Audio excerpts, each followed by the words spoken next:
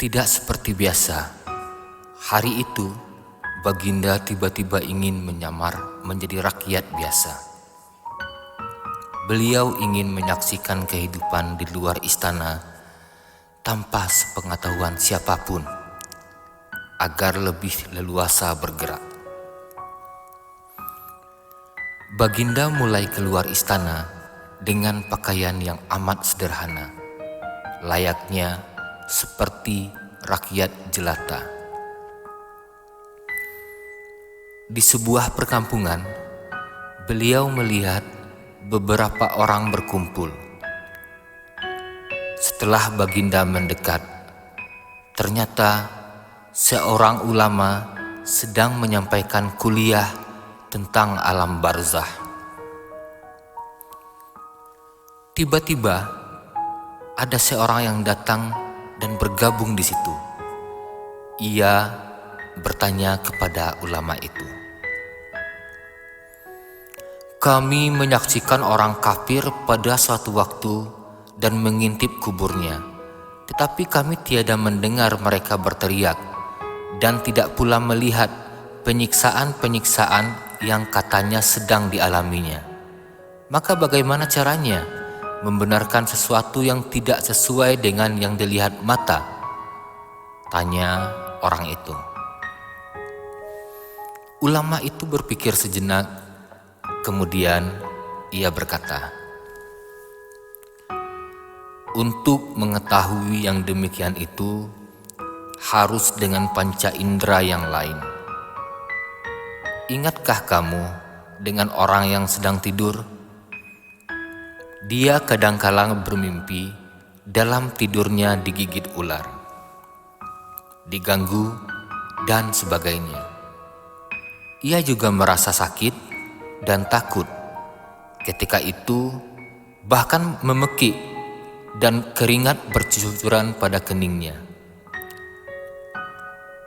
Ia merasakan hal semacam itu seperti ketika tidak tidur.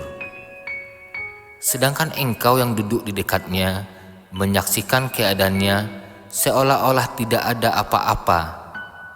Padahal apa yang dilihat serta dialaminya adalah dikelilingi ular-ular. Maka jika masalah mimpi yang remeh saja sudah tidak mampu mata lahir melihatnya, mungkinkah engkau bisa melihat apa yang terjadi di alam barzah?" jelas sang ulama. Baginda Raja terkesan dengan penjelasan ulama itu. Baginda masih ikut mendengarkan kuliah itu. Kini, ulama itu melanjutkan kuliahnya tentang alam akhirat. Dikatakan bahwa di surga tersedia hal-hal yang amat disukai nafsu, termasuk benda-benda. Salah satu benda itu adalah mahkota yang amat luar biasa indahnya. Tak ada yang lebih indah dari barang-barang di surga, karena barang-barang itu tercipta dari cahaya. Saking indahnya, maka satu mahkota jauh lebih bagus dari dunia dan isinya. Baginda makin terkesan. Beliau pulang kembali ke istananya. Baginda sudah tidak sabar ingin menguji kemampuan Abu Nawas. Baginda memerintahkan menterinya untuk memanggil Abu Nawas ke hadapannya.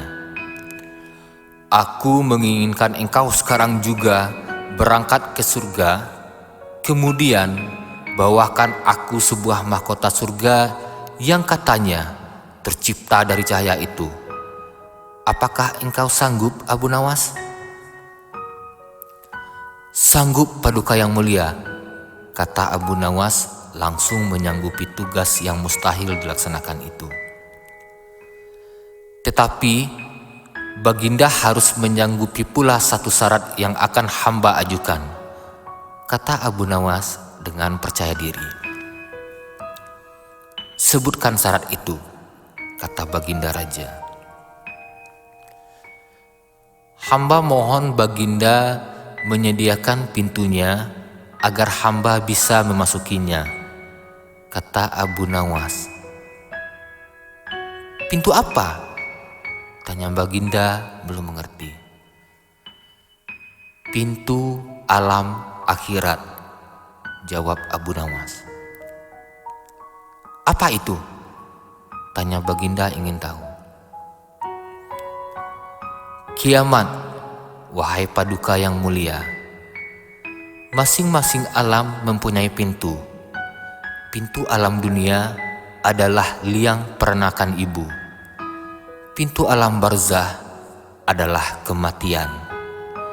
Dan pintu alam akhirat adalah kiamat, jelas Abu Nawas kepada Baginda. Surga berada di alam akhirat. Bila Baginda masih tetap menghendaki hamba mengambilkan sebuah mahkota di surga, maka dunia harus kiamat terlebih dahulu. Lanjut Abu Nawas. Mendengar penjelasan Abu Nawas, Baginda Raja terdiam. Di sela-sela kebingungan Baginda Raja Harun al-Rasyid, Abu Nawas bertanya lagi kepada Baginda Raja. Masihkah Baginda menginginkan mahkota dari surga? Tanya Abu Nawas. Baginda Raja tidak menjawab. Beliau diam 1000 bahasa. Sejenak kemudian Abu Nawas mohon diri karena Abu Nawas sudah tahu jawabannya.